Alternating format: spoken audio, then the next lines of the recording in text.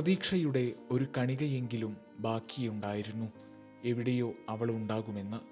5 നാളിലെ കാത്തിരിപ്പിനൊടുവിൽ ഇന്നലെ നീതുവിൻ്റെ ചേതനയറ്റ ശരീരം തിരിച്ചു കിട്ടിയതോടെ ഉലഞ്ഞുപോയി ജോജോ ജോസഫ്. 5 വയസ്സുകാരനെ ചേർത്തുപിടിച്ച് കരയാൻ പോലുമാകാതെ ജോജോ നിന്നു. ചൂരൽമല ഹൈസ്കൂളിന് തൊട്ടടുത്താണ് ജോജോയുടെ വീട്.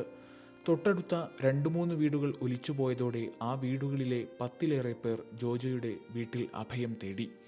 പുലർച്ചെ 4 മണിയോടെയായിരുന്നു രണ്ടാമത്തെ ഉരുളെത്തിയത്. പെരുവെള്ളത്തിൽ സോഫയും കട്ടിലുമൊക്കെ ഒലിച്ചുപോകാൻ തുടങ്ങിയതോടെ അച്ഛൻ ജോസഫിനെ സോഫയിലിരുത്തി. വീണ്ടും ചെളിവെള്ളം ഇരച്ചെത്തിയതോടെ അമ്മ ഓമന അടിതെറ്റി വീണു. മുൻവാതിലിലൂടെ അമ്മ ഒഴുകാൻ തുടങ്ങിയപ്പോൾ എങ്ങനെയെല്ലാമോ ജോജോ അവരെ അകത്തേക്ക് വലിച്ചു കയറ്റി. ഈ സമയം മകൻ നിലയില്ലാ ചെളിവെള്ളത്തിൽ താഴാൻ തുടങ്ങി.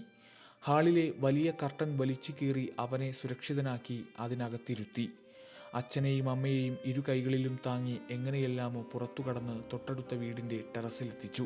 പ്രിയതമയുടെ ജീവൻ രക്ഷിക്കാൻ തിരിച്ച് വീട്ടിലേക്ക് കുതിച്ചെങ്കിലും അവളെയും അയൽ വീട്ടുകാരെയും കൊണ്ട് മലവെള്ളം ഒഴുകിയകന്നിരുന്നു.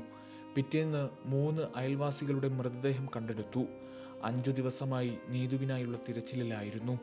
വലം കൈയിലെ വലിയ വളയും വിവാഹമോതിരവുമായിരുന്നു അടയാളം.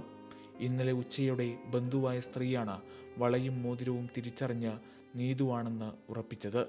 മേപ്പാടി വിംസ് ആശുപത്രി ജീവനക്കാരിയാണ് നീതു. ന്യൂസ് ഡെസ്ക് സുപ്രഭാതം.